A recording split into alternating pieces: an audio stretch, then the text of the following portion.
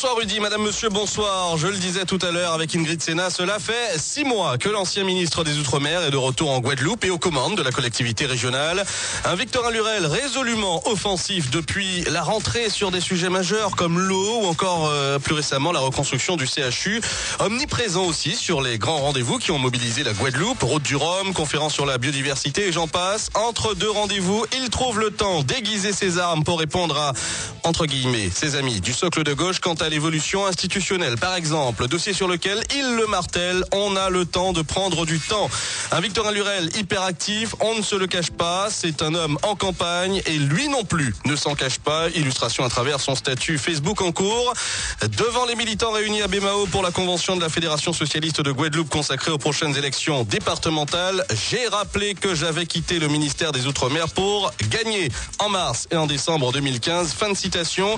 Monsieur le Président, bonsoir et merci d'être en direct sur RCI. Bonsoir à tous. Des sujets que nous évoquerons avec vous en compagnie de Daniel Marival, de Pierre-Édouard Picor du Courrier de Guadeloupe. Bonsoir Pierre-Édouard. Bonsoir. Pierre-Yves Chicot également nous accompagne, maître de conférences en droit public, membre du Centre de recherche en économie et en droit sur le développement insulaire.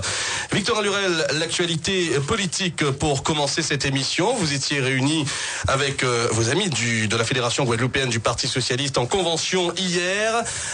Le PS, faiseur de roi au Conseil général depuis 2001. Vous avez le sens de la formule, nous avons le sens de la reprendre ici en direct sur l'antenne.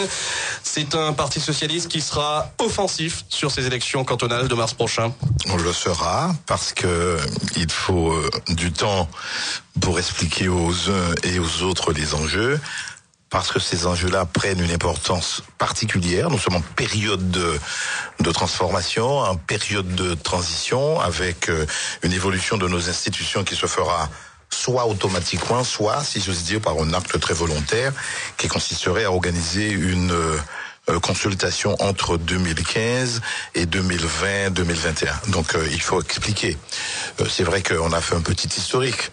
Cette phrase-là m'avait valu beaucoup de problèmes lorsque j'avais dit je sais qui m'a fait roi à Vieux Habitants quand j'étais plus jeune. C'était la population, c'était les électeurs. Et c'est vrai que depuis 98, depuis 2004 jusqu'à aujourd'hui, nous n'avons pas été la Fédération socialiste. Nous n'avons pas été hégémoniques. Et nous avons porté notre ami Jacques Gillot à la présidence du Conseil général. Le rappeler, je pense que c'est toujours utile de rappeler aux uns et aux autres que nous avons su être magnanimes et généreux. Avec une verve peut-être un peu différente aujourd'hui, Daniel Marival, c'est ce que l'on ressent également, c'est ce qu'on a ressenti hier lors de cette convention de la Fédération guadeloupéenne du Parti socialiste.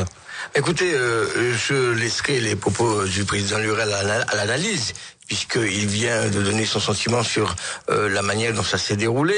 Mais je vais rentrer dans le vif du sujet, puisque Victorin Lurel a rendu les clés de son ministère le 2 avril 2014.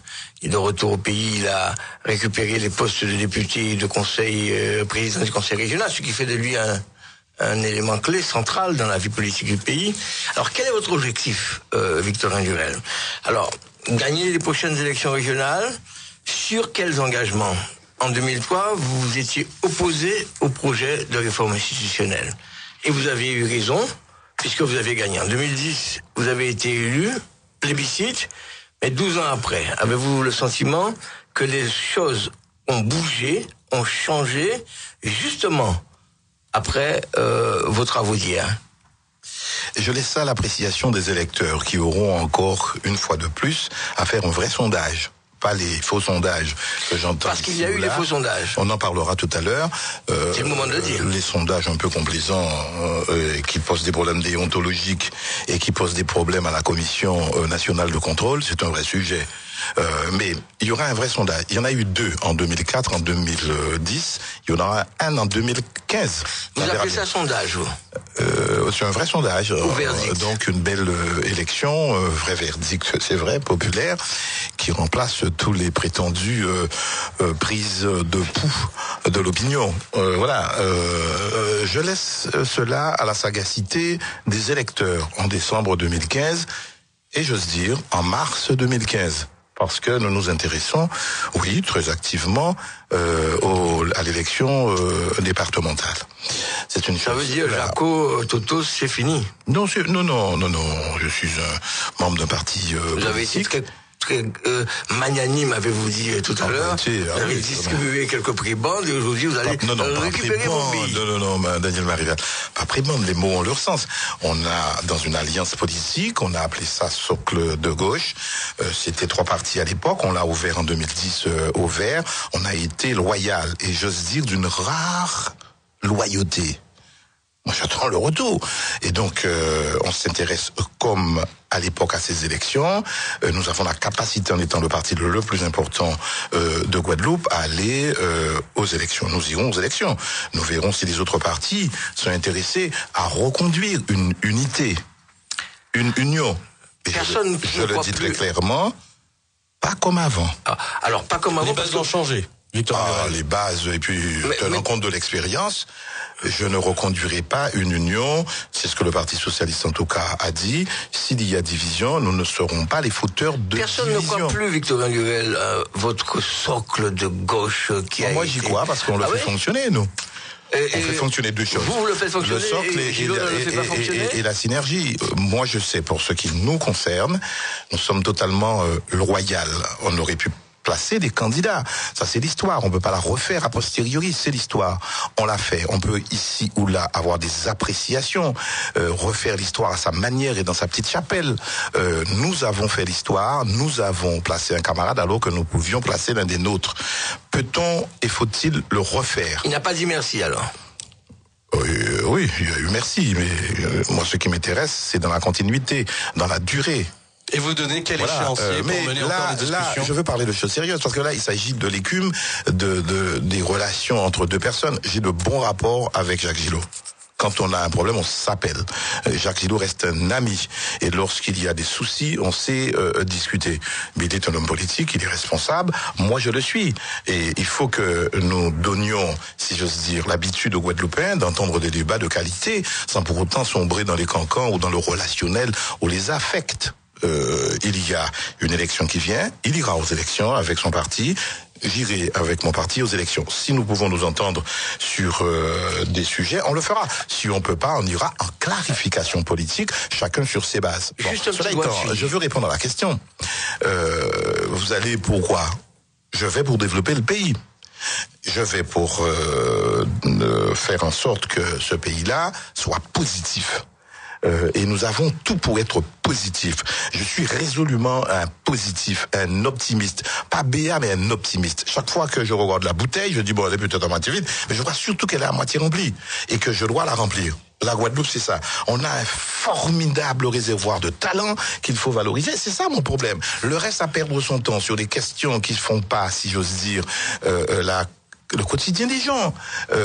Quand j'ai pas d'eau, moi, quand j'entends 3 heures ou 4 heures en transport en commun, quand en ville de Basse-Terre, c'est une ville décrépite et oubliée, moi je suis de là. Je veux que demain matin, avant de proposer, si j'ose dire, des transformations lyriques au pays, eh bien que nous répondions à leurs besoins. Si je vais encore avec mon parti aux élections pour cela. On va quitter, si vous voulez, les énumérations de campagne, mais puisque vous disiez tout à l'heure que les mots ont un sens, les choses ont un sens. Ouais. En 92, il y a l'histoire qui avait un sens. Et en 92, il y a des gens qui ont fait un coup au Parti Socialiste en élisant Lucette Michel-Chaury. Et quand je vous pose la question, elle est de savoir, est-ce que vous allez prévenir ou dire à Gillot, ne recommence pas?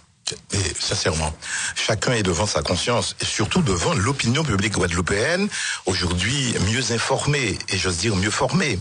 On est très attentif à ce qui se passe. Je sais très bien ce qui peut se faire, ce qui peut se tramer et je subis déjà la mitraille, je le sais. Mais tout le monde sait que je suis un combattant. Tout le monde sait ça. Je sais prendre. N'évitez pas la question. Est-ce que vous avez peur? Que Gillot Toto Lurel a peur de je sais pas. De qui là?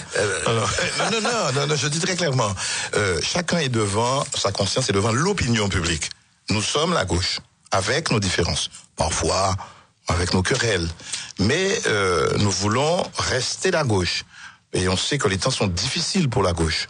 Nous exerçons le pouvoir en métropole, on sait que c'est compliqué, c'est difficile. Les autres ne proposent pas mieux, ni l'UMP, ni les Frondeurs, ni Mélenchon, ni tous les autres. C'est compliqué. Ici, quoi qu'on en dise, on reste une terre de gauche. Compte tenu de notre histoire, de notre sociologie, faut-il encore répondre aux attentes et aux aspirations des gens? C'est toute ma question. Si d'autres veulent, simplement pour renverser peut-être un homme, même pas le Parti Socialiste, faire encore alliance contre nature, comme ça s'est fait en 92, je vous jure que l'histoire ne les jugera pas simplement.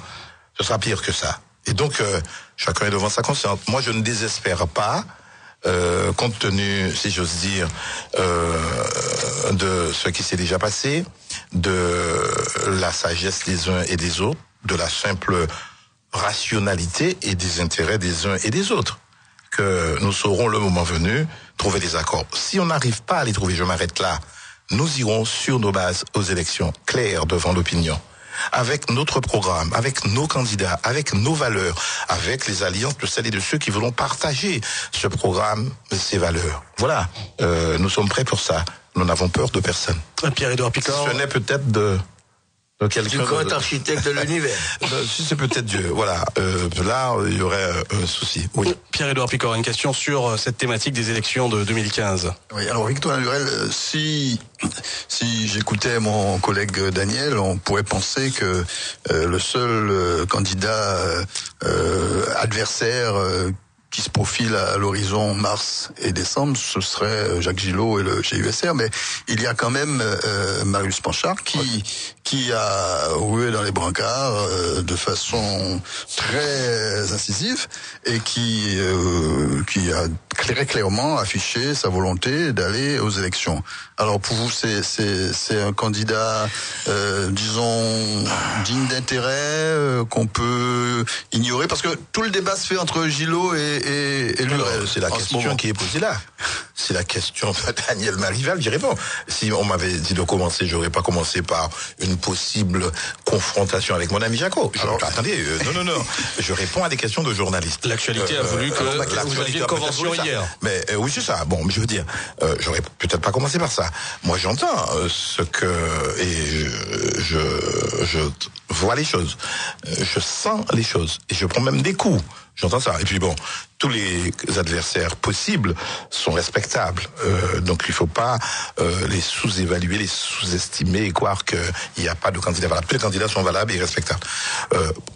Madame Panchard, pour la nommer, j'aimerais d'abord qu'elle soit moins silencieuse au Conseil régional, qu'elle ose au moins dans un contradictoire avec moi à répondre. Moi, j'ai affronté sa mère.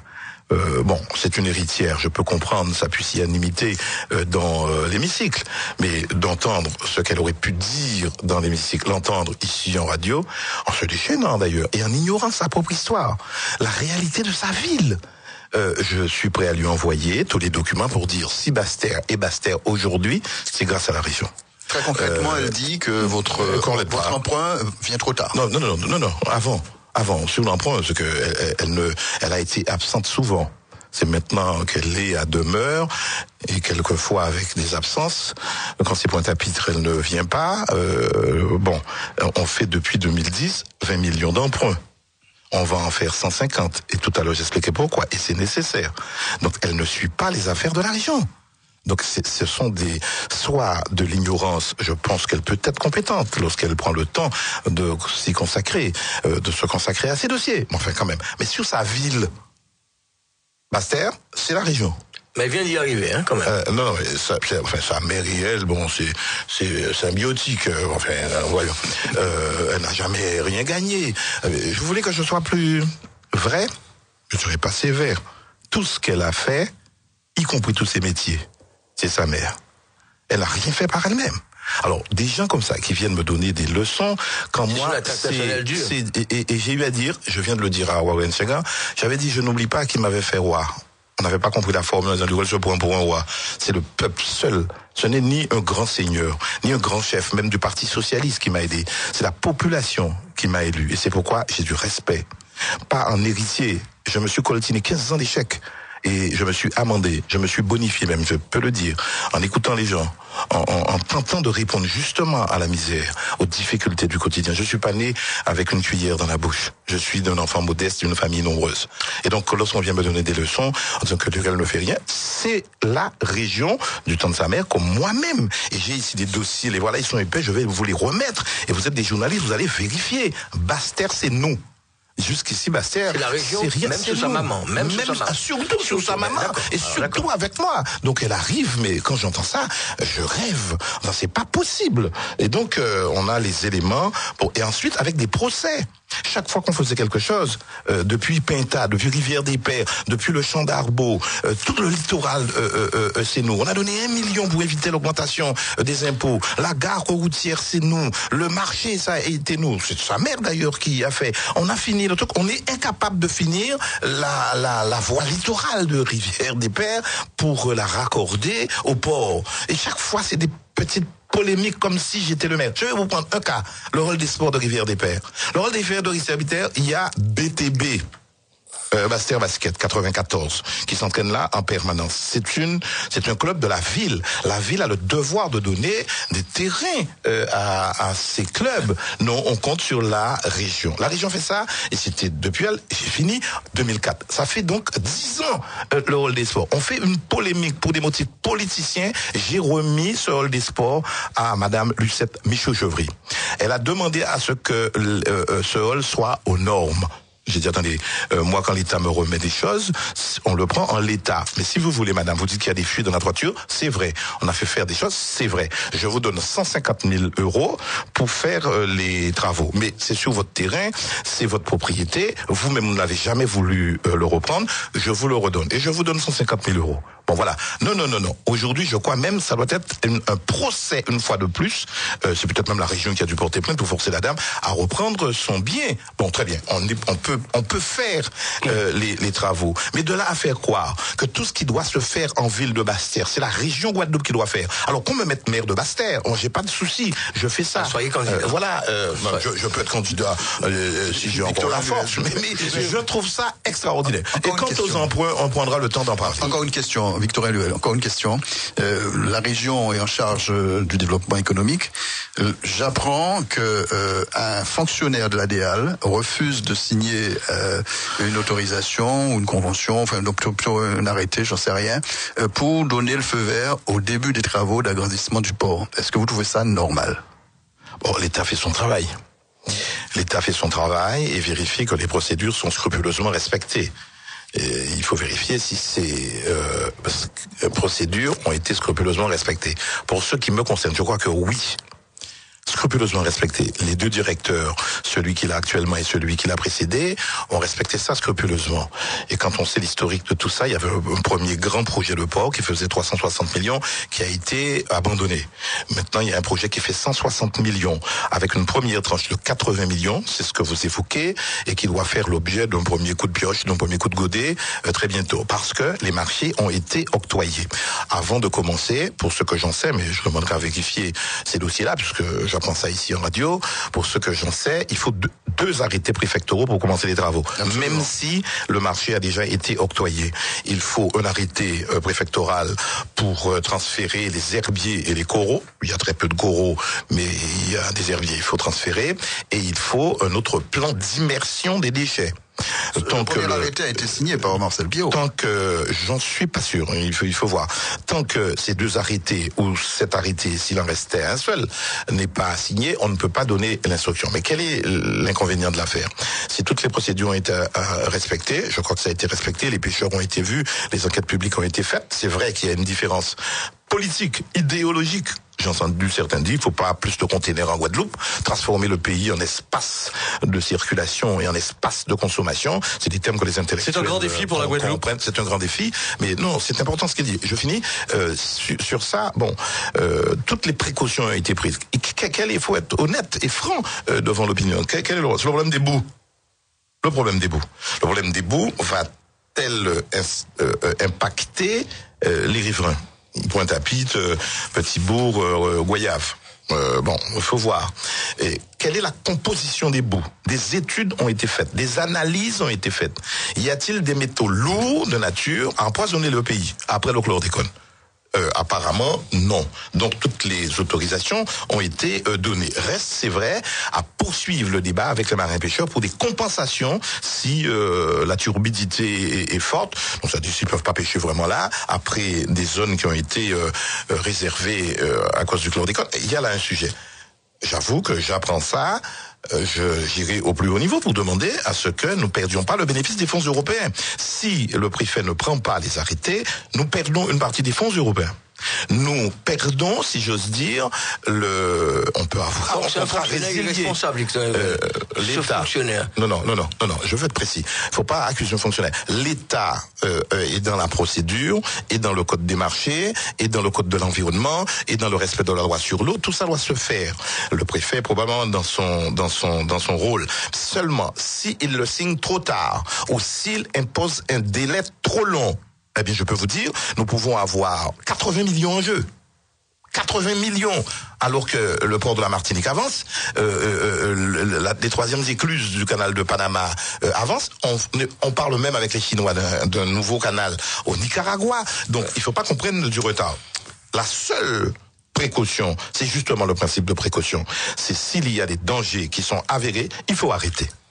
Voilà, pour le reste, je vérifierai. Le temps passe et on aimerait aborder plusieurs sujets avec le président de région. Allez-y rapidement. Alors rapidement, c'est des questions qui veulent des réponses brèves peut-être. On peut pas être bref sur des questions techniques comme ça. Alors sur le port.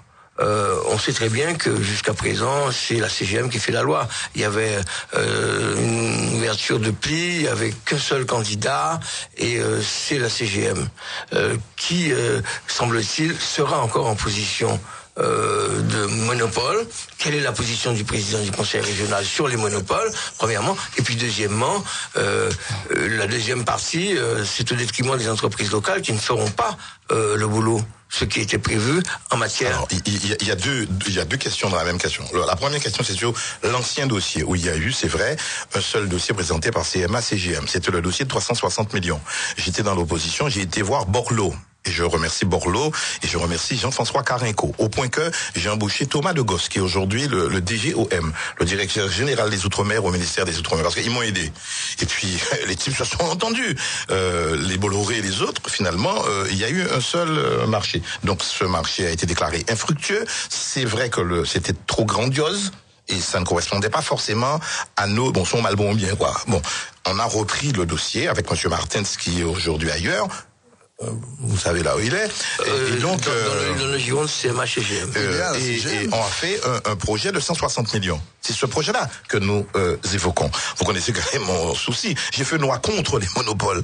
La loi, disons-le, c'est contre les monopoles. Au point que M. Macron veut s'inspirer de ça pour le généraliser en métropole. Bon, donc on connaît ma posture. Je suis contre la vie chère. Je suis contre toutes les rentes de situation. Voilà ce que je fais depuis que je suis en politique. Messieurs, un sujet, Pierre-Yves Ficot, je fais appel à votre sagacité. Vous avez participé à plusieurs rendez-vous avec nous. L'un des thèmes attendus des Guadeloupéens, et d'ailleurs ils sont nombreux à l'évoquer, c'est le dossier de l'eau. C'est selon vous un des thèmes centraux à évoquer, notamment en mars prochain.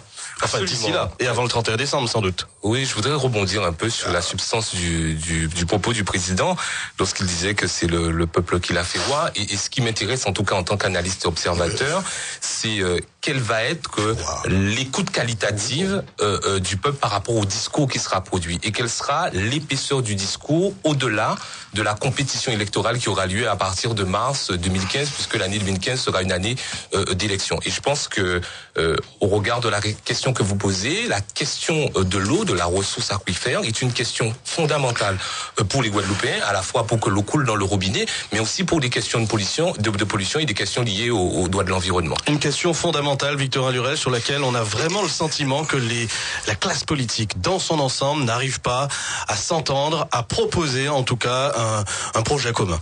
C'est un sentiment que je partage. Oui, est-ce que c'est déjà pas politisé ? Vous savez, toutes les questions traitées par les politiques, quelque part, même si on veut s'en extraire et le traiter de manière technique et distanciée, c'est forcément politique. D'ailleurs, on vous soupçonne de faire de la politique en permanence. Donc, c'est le rôle des politiques de faire de la politique, c'est aussi le rôle de l'opinion de poser les vraies questions. Quelles sont les vraies questions aujourd'hui? En 2014, il n'y a pas d'eau sur les éviers. Est-ce normal? En 2014, vous attendez 3 heures, 4 heures en transport en commun. Est-ce normal? En 2014, il y a de moins en moins de crèches, au point que c'est l'UDAF qui les reprend.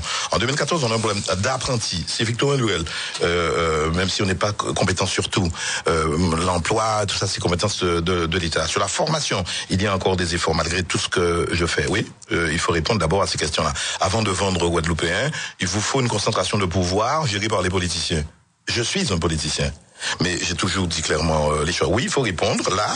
Et quelle sera l'épaisseur du discours? Simple. De dire la vérité aux gens. Qu'attendez-vous de la politique? D'être heureux. D'avoir un transport en commun, d'avoir des routes tenues, d'avoir des écoles, d'avoir des bourses, d'avoir des fins de mois, si ça dépend des collectivités. Nous sommes dans une société de liberté, une société libérale, une société de marché. Bref, que chacun puisse trouver un travail. C'est de créer l'environnement pour être compliqué, permissif, qui permet la création d'entreprises, qui permet le recrutement, qui permet l'embauche. C'est de faire ça. Je passe mon temps à faire ça. Évidemment, je suis pas seul à le faire. Et je suis critiqué pour ça, mais je continuerai. L'épaisseur du discours, c'est de dire aux gens quelles sont les priorités de l'heure. Nous sommes en décembre 2014. Il y aura une élection en mars 2015. Il y aura une autre en décembre 2015. Je vais faire un référendum avant de dire aux gens, je fais l'eau avant le 31 décembre. Le 31 décembre, si j'avais moi un avis à émettre, il y avait une réunion ce matin, ou cet après-midi, à la résidence départementale. Elle a été repoussée à mercredi. C'est de dire qu'il faut renforcer le SIAG. Je sais bien, on a diabolisé le SIAG, parce que on a dit que c'est M. Hernandez qui a collé. Mais tous ils étaient là, je n'étais pas là. Et si j'étais là, j'aurais le courage de le dire aux Guadeloupéens. Je n'étais pas là. Donc tous ils étaient là. Il faut pas faire mine de découvrir qu'il y a eu une gestion qu'ils ont partagée. Quel est le problème? C'est que les intercos et les communes ne payent pas leurs créances. Bernier dit, je suis prêt à remettre une partie de la dette. Donc et puis je suis prêt à discuter. Mais la formule la plus rapide, redonner une délégation de pouvoir au SIAG avant le 31 décembre. Sinon, c'est le désordre. Il y a 134 ouvriers qu'il faudra remettre au SIAG. Même si certains spéculent et font du ratio, de la ratiocination, etc. Bon, non, ils disent que c'est compliqué, quoi. Et que non, c'est pas vrai, le droit. Si, il y aura 134 personnes de la Générale des Eaux qui devraient être transférées au SIAG. Le SIAG peut gérer en régie demain, peut gérer en service, en société publique locale, peut faire une DSP. Tout est possible après. Il faut simplement que les politiques s'entendent. Vous avez raison. Oui, il y a un problème d'entente des politiciens. Et j'espère que mercredi, tous, nous allons nous entendre pour booster, redonner du pouvoir au SIAG, qui très rapidement devrait gérer l'eau avec d'autres moyens. Ensuite, il restera des travaux à faire.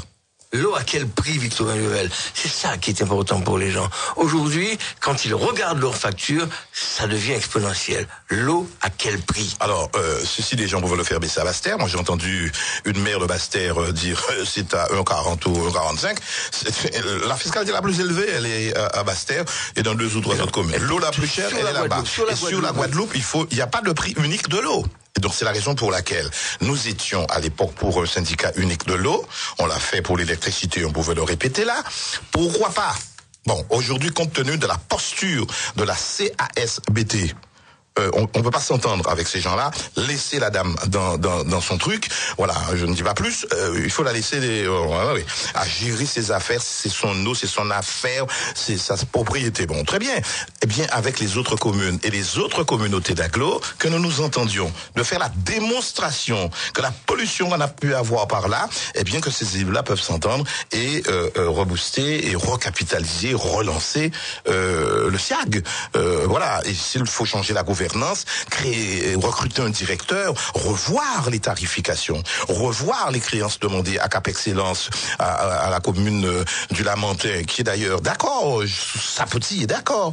Donc il y a là, c'est vrai, une mésentente affichée par les politiques, au point que Ségolène Royal est venu leur dire, si vous ne le faites pas, je donne le pouvoir à la région. Je ne suis pas compétent dans l'affaire. J'ai fait 2 réunions pour dire, camarades, entendez-vous. si vous vous entendez pas, moi je fais par amendement donner tout le pouvoir à la région. Évidemment, les gars sont dictateurs et puis c'est tout le pouvoir parce que, et oui, il faut ça. Et moi je crois que c'est possible. On l'a fait en d'autres temps sur d'autres sujets. C'est parfaitement possible. On peut trouver un consensus. Bien sûr, on aura sans doute une réponse mercredi. Oui, j'espère. Oui. Un autre sujet nous mobilise également et mobilise la population, c'est celui des déchets. Où en est-on en Guadeloupe? Que faut-il proposer? Comment les choses avancent? Ça fait tellement longtemps que ce sujet revient sur la table de l'actualité. Eh bien, ce sujet-là devrait, je l'espère, être réglé grâce justement à l'intervention du département et de la région. Chacune de ces collectivités a mis 100 millions en garantie, 200 millions sur un dossier arrondi qui doit faire 210 millions. Si ça marche mal au CIVAD, c'est nous qui buvons la tasse. Je le dis très clairement, c'est-à-dire les contribuables guadeloupéens. Si on ne l'avait pas fait, Jacques Gillot et moi, le dossier ne se faisait pas. Donc, moyennant quoi? Moyennant une bonne gouvernance, moyennant une efficacité technique à l'intérieur. Je crois que le président Vincent le sait. Et donc, on est très observateur. Ce matin, il y avait une commission permanente à la région. Eh bien, on a fait passer encore des dossiers du CIVAD pour que ça marche. Et on devrait solenniser, signer très solennellement, très bientôt avec l'entreprise qui a eu ce marché, Vinci. Mais je vous signale que ce matin, il y avait un procès aussi. Urbacer. Oui. Et que je ne sais pas si le résultat a été donné et si ça a été mis en délibéré. Si Urbacer devait gagner, tout tombe. Ouais. Et on recommence. Voilà où nous en sommes lorsqu'il y a quelques difficultés techniques. Qui demande réparation. Il est vrai, c'est un spécialiste des contentieux, en métropole comme dans les Outre-mer. Donc ils veulent de l'argent un peu gratuitement, si j'ose dire, pour n'avoir pas fait grand-chose. Et donc on attend un petit peu suspendu un peu à cette décision judiciaire. Les ordures, c'est, disons, une production guadeloupéenne parmi les rares. Oui, bien sûr. Non, mais vous allez me dire qu'il n'y a pas l'ordure, c'est de l'or. Il n'y a pas que des ordures dans les poubelles, mais enfin bon. Les ordures, c'est un enjeu économique, Victorin Lurel. Et cet enjeu-là, il est celui de qui? Est-ce qu'il n'y a pas des entreprises locales qui pourraient s'ingérer dans le système, entrer dans le système? Bien sûr. Et vous faites quoi? On fait tout pour que les entreprises soient à cette dimension-là. Je prends un cas pour illustrer ça, pour ne pas écarter des entreprises locales. Le port, là, qu'on vient d'évoquer, 160 millions, il y a la première tranche, celle qu'on a évoquée, 80 millions, c'est travailler au fond des mers, avec des engins amphibies. C'est les Hollandais qui font ça. Voilà, vous répondez déjà à ma place. Donc ça veut dire, on n'a pas d'entreprise guadeloupéenne capable d'aller au fond de la mer, avec des bathyscaphes et des petits sous-marins, enfin, moi, je sais pas comment appeler ça, pour travailler. Donc c'est normal. Moi, j'ai demandé, et j'ai négocié ça, le directeur qui l'a fait de dire, je veux pour ceux qui nous concernent dans cette première tranche, qu'il y ait des entreprises guadeloupéennes, notamment sur le transport des déchets. Donc c'est à qui? Je vous rappelle que Victorin Lurel a signé un accord avec EDF à l'époque pour la démolition de la centrale de Jarry, celle qui est en reconstruction. Lorsque ce marché a été octroyé par M. Fillon pour des motifs politiques à un responsable UMP de la Martinique, nous avons su dire, à compétence égale avec nos frères de la Martinique, on doit quand même prioriser le local. On s'est entendu et finalement, les Guadeloupéens ont pu travailler. Là, sur cette grosse opération, il faut une technicité que nous n'avons pas. Il se trouve que le terrassement se fait par des entreprises de Guadeloupe. Que l'on accuse d'avoir augmenté les prix. C'est le dernier rapport qui est parvenu au secrétariat d'État. On a fait ce reproche. On a fait ce reproche aux entreprises du BTP. Rappelez-vous, des entreprises italiennes étaient venues ici pour faire le centre gérontologique du Rézé et Beaupertuis à Pointe-Noire. C'est vrai qu'ils ont cassé les prix aujourd'hui, c'est toujours pas terminé. Bon, ils avaient cassé les prix. Et c'est vrai donc qu'on avait accusé nos entreprises d'augmenter le prix du mètre carré. Bon, donc ça c'est de l'économie de la construction, il faut suivre. Moi je suis donneur d'ordre, je fais mes estimatifs et mes estimations pour dès que ça entre. C'est vrai qu'on cherche. Avec d'ailleurs, on le sait, aujourd'hui, nous faisons un règlement de consultation, c'est comme ça que ça s'appelle, avec des pondérations. C'est-à-dire on donne un poids à chacune des indicateurs. Le prix, si on met 100%, vous défavorisez les entreprises de Guadeloupe. On met en général 40 à 50%.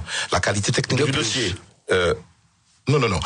Pour choisir une entreprise dans un appel d'offres, vous mettez des critères. Voilà, je cherchais le mot, des critères. Le prix est un critère parmi d'autres. Avant, c'était le critère dominant, pour ne pas dire carrément le seul critère. Il y a la qualité technique du dossier, il y a les surfaces financières, donc les capacités de l'entreprise, les clauses d'insertion sociale. Et j'y ai ajouté, lorsqu'il s'agit dans l'agroalimentaire, dans la loi Lurel, enfin, appelons ça comme ça. On l'appelle comme ça. On a mis des indicateurs de fraîcheur, de quantité d'émissions de gaz à effet de serre. Ça veut dire, je donne une priorité à la proximité, c'est-à-dire aux entreprises locales.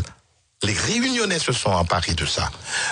Et la lutte contre la vie chère, c'est mon combat. Les carburants, j'ai entendu, moi, les critiques de M. Domota.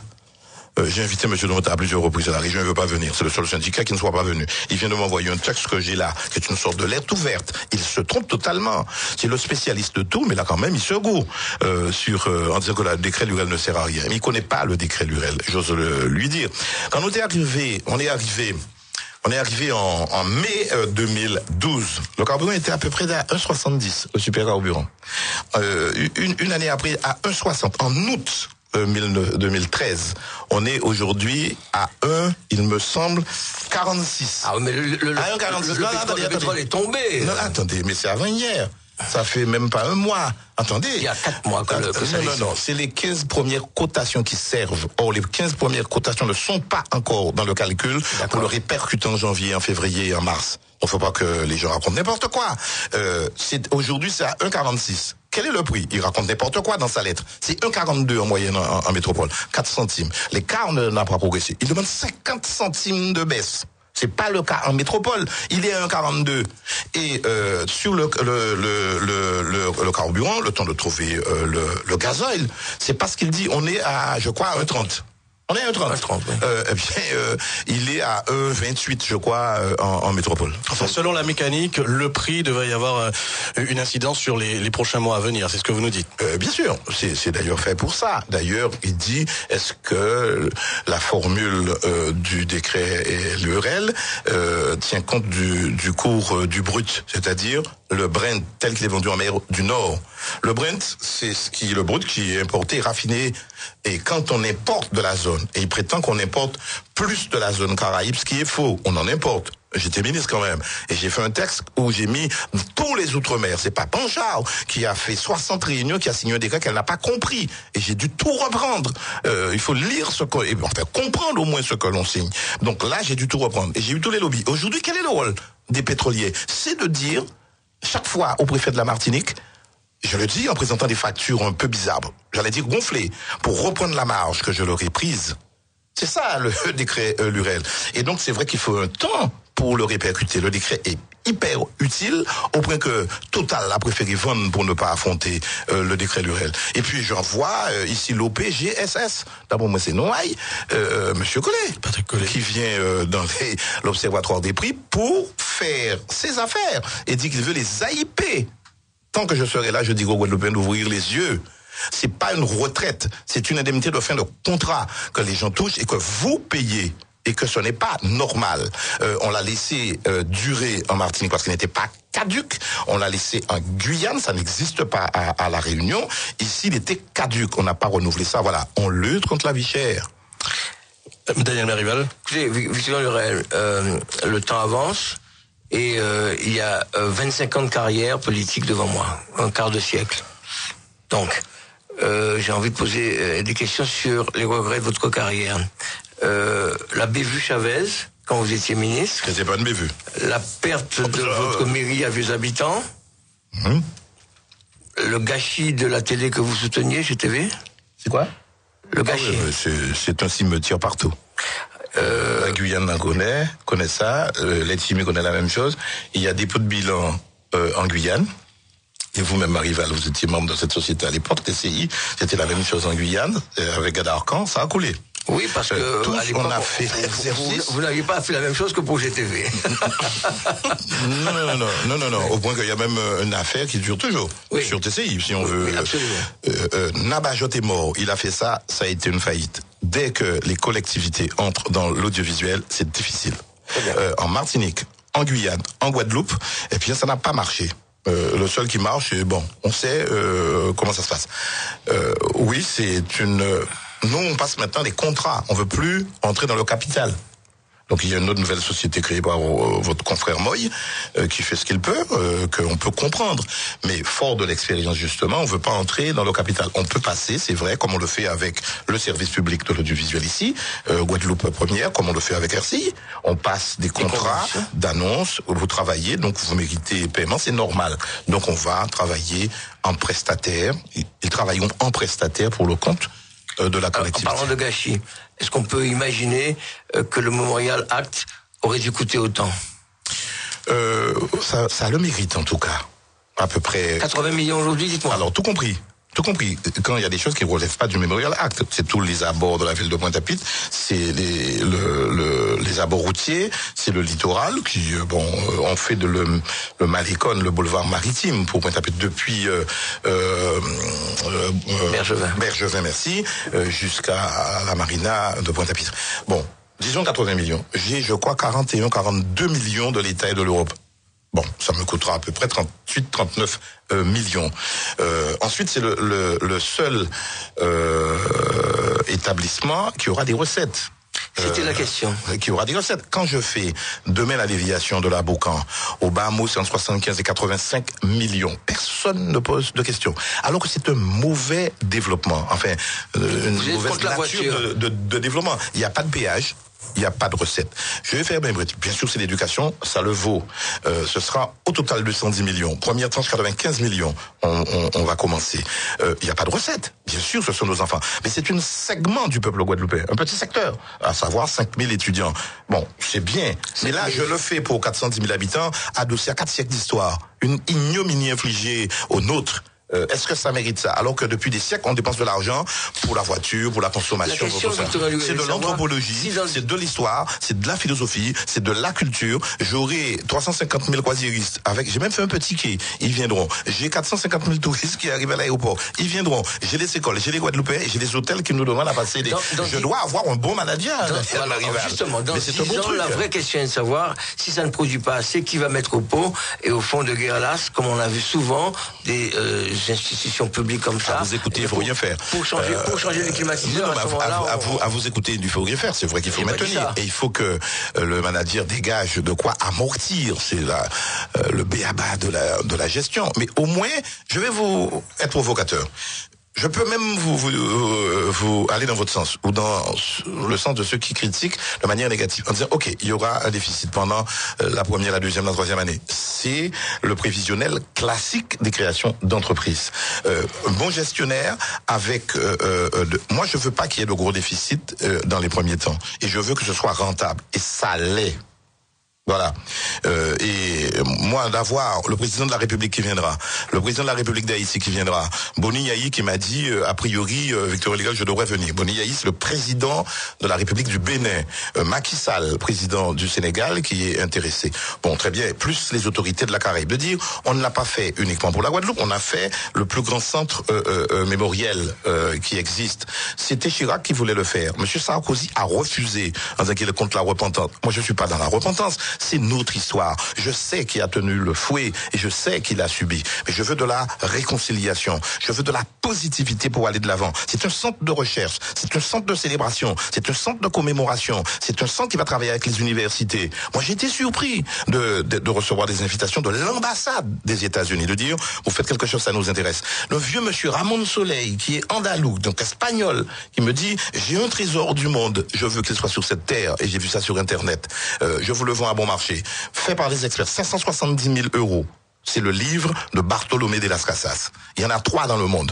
Un à Madrid, un au Mexique et l'autre à Pointe-à-Pitre. Le Memorial Act doit être la vitrine. 400 livres derrière. Donc il nous l'a donné à 270 000 €. Mais c'est vrai que c'est ça qui coûte les 80 millions. Donc il faut dire, on va le numériser. Il sera mis à la disposition du monde de nos étudiants. Ça deviendra un centre international avec Liverpool, avec Dakar, avec Gettysburg, avec Curaçao, avec Porto Rico. Bref, on a un rayonnement international. Alors pourquoi? Parce qu'on est 400 000 habitants, on a 1700 km². Ne doit-on pas rayonner aux dimensions du monde? Victor Alors peut-être que c'est trop, mais on l'a fait, voilà, et on va l'assumer, et ça va être rentable, vous allez le voir. Moi, j'ai aucun problème avec le Mémorial Lac. Je l'ai visité d'ailleurs, j'ai trouvé grandiose. Le problème, vous n'avez pas forcément raison. Non, mais moi, ça ne me dérange pas intellectuellement. Ça ne me dérange pas intellectuellement. Ce qui me dérange plus, c'est l'environnement. Je comprends pas qu'autour d'un édifice comme cela, qui est une forte valeur. Non, mais moi, je ne cherche pas un responsable. Je dis qu'il faudra très rapidement, et est-ce que c'est prévu, améliorer l'environnement. Mais c'est ça qui coûte. Dans les 80 millions, il y a à peu près une dizaine de millions pour justement moderniser l'environnement. Mais il faut vivre avec l'environnement. C'est là que sont arrivés les nôtres. Entre autres, il y a d'autres lieux. C'est là qu'il y a eu une usine sucrière qui n'était pas une simple étendre à faire, disons ça comme ça. Bon, donc on a voulu symboliquement le faire là. Bon, c'est vrai qu'entre-temps, il y a un quartier qui a prospéré là. Comment le faire ? Comment intégrer le quartier et dire que c'est votre affaire? C'est une vraie question. Donc il faudra recruter là aussi pour intéresser les gens pour qu'il n'y ait pas de dégradation. C'est une belle chose qui se fait. C'est normal qu'il s'agit de culture, il y a des débats. Partout, quand il s'agit de culture, il s'agit de l'âme des gens. Quand il s'agit de culture, de langue, de religion, de patrimoine, de biodiversité, ça pose des questions et souvent idéologiques. Donc c'est normal. Rappelez-vous le CAC, le Centre d'action culturelle. Rappelez-vous la scène nationale. Tous les directeurs qui sont passés, ils ont subi les feux de la mitraille. Là, je fais quelque chose, c'est normal qu'il y ait des questions, voire des polémiques. Ma condition qu'elle soit utile et qu'elle soit honnête. J'ai toutes sortes de questions. Si c'est sur le coût, ok, ça se pose. Je justifie. J'ai 42 millions de subventions. Très bien. Est-ce que ça va être rentable? Oui, je dois trouver les meilleurs gestionnaires pour qu'ils le soient. Mais je suis assez fier, avec cette majorité régionale, d'avoir fait ça. Je veux faire un historial d'Elgrès pour magnifier la geste de d'Elgrès au Matouba. J'aimerais, moi, qu'il y ait un musée du Chevalier de Saint-Georges. C'est l'histoire de ce pays-là. Il y a plus de, me dit-on, 40 000 sites sur Saint-Georges. C'est un Guadeloupéen. J'aimerais faire ça. J'aimerais que tous nos intellectuels, tous ceux qui ont écrit des romans, des livres, on est en train de les rééditer. J'aimerais que tous les artistes de la Guadeloupe, on va le faire, leur donner une situation pour que leurs droits d'auteur soient respectés. On fait donc pour cela. Ça prend du temps, je le sais. Un conservatoire de musique, de danse et de théâtre. Et celles et ceux qui disent que j'aurais dû faire l'emprunt avant, ils suivent pas leurs affaires. Je fais des emprunts depuis la grande crise de 2009. J'ai fait 75 millions pour répondre aux attentes des Guadeloupéens. J'ai continué à faire 20 millions depuis 2010. Là, compte tenu de la profondeur de la crise, il faut répondre. J'aimerais d'ailleurs que les autres collectivités fassent la même chose. L'État reculant avec une crise, la France doit répondre à ses obligations internationales. Nous, est-ce qu'on va subir là, comme ça, sans volontarisme aucun? Je dis que, puisqu'il y a peut-être l'apparition de la déflation, puisque l'État donne de moins en moins, et c'est normal dans la crise, que faire? Moi, j'ai 3,3 ans pour rembourser mes emprunts. Je suis prêt à le doubler et à prendre le risque. Celui qui n'ose rien, qui ne tente rien, ne subit aucune critique. Oui, je suis redevable de critique. Je dis pour donner du travail aux entreprises, permettre l'insertion des jeunes, permettre plus de chances de trouver un travail. Je fais entre 100 et 150 millions d'emprunts. Je demande aux autres de le faire. Qu'au Conseil général, il y ait 71 millions d'emprunts, je demande à Jaco de faire mieux que ça. Mais c'est le rôle des socialistes et de la gauche de dire, ne subissons pas la politique. Et en termes techniques, faisons une politique contracyclique pour résister à la crise. C'est ce que je tente de faire. Alors ces 150 millions, c'est sur de grands travaux, c'est aussi peut-être sur... C'est pas le fonctionnement, hein. C'est sur de l'investissement. Non, mais peut-être aussi pour justement des aides à l'investissement, pourquoi pas Oui, il y aura tout dedans. C'est pour des grands travaux, pour finir ce qui a été engagé. Et puis je dois vous dire, c'est aussi pour les communes. Les communes ont de vrais problèmes, parfois des déficits, des difficultés, les ressources ne sont pas là. J'ai, sur les 10 dernières années, donné plus de 130 millions d'euros, et je peux vous dire c'est considérable, aux communes. J'ai déjà payé à peu près 70 millions. Il me reste à payer, disons ça comme ça, 60 millions. Il y a eu des élections en mars, les communes m'ont envoyé leur dossier. On a fait une sorte d'élagage, une sorte de sélection pour retenir les meilleurs dossiers répondant aux attentes du pays et des communes. Je n'ai pas vocation à financer les campagnes électorales, les promesses démagogiques qui ont été faites. Mais lorsque c'est bon, on prend. Eh bien, c'est 120 millions de plus. Est-ce que je leur dis c'est rien ou je leur donne 100 000 ou 300 000 euros? Je dis ok, je vais voir comment le faire. On m'a dit que j'étais généreux. Non, c'est sur 5 ans. Donc sur 5 ans, je passe un contrat. Les gens auront de la visibilité. Contrairement à ce que l'on pense, on le faisait déjà. C'est moins politicien. Chaque année, ils pourront programmer en disant je sais ce que la région me donnera et non pas aller flatter chaque année. Président, peux-tu me donner ça? Non, il y aura un plan pluriannuel de 5 à 6 ans avec programmation faite par eux pour dire en 2015 sur les 5 ou 6 millions que tu me promets, je demande à mobiliser et j'appelle tel montant. Voilà. Donc c'est une bonne méthode de gestion. Victor Allurel et Pierre-Édouard Picor, on arrive à la fin de cette émission. Mais il y aura une partie d'impôt. J'aimerais, Victor Allurel, pour terminer cette émission, que vous qualifiez vous-même vos 6 derniers mois et que vous trouviez déjà le qualificatif de vos 12 prochains mois. J'ai pas compris la question. De qualifier vous-même les 6 derniers mois que vous avez passés en Guadeloupe et de trouver le qualificatif qui vous ira le mieux pour les 12 prochains mois. Je sais pas si ça ira le mieux, mais en tout cas pour moi, je le vis comme ça. Il y a du boulot, il y a de l'attente. Je suis très content d'être chez moi en Guadeloupe. C'est intense, mais mon Dieu, il y a tellement à faire. Il faut pas se plaindre. J'ai cette chance-là, moi, d'avoir de l'activité. Je pense à celles et ceux qui ne travaillent pas et que malgré nos efforts, eh bien, il y a encore à déployer plus d'énergie pour leur donner une vraie chance. Voilà. Merci à Victor Allurel, merci à vous d'avoir répondu à notre invitation dans Lundi Politique ce soir. Je vous rends l'antenne, rue d'Irilcy. Très bonne soirée sur RCI.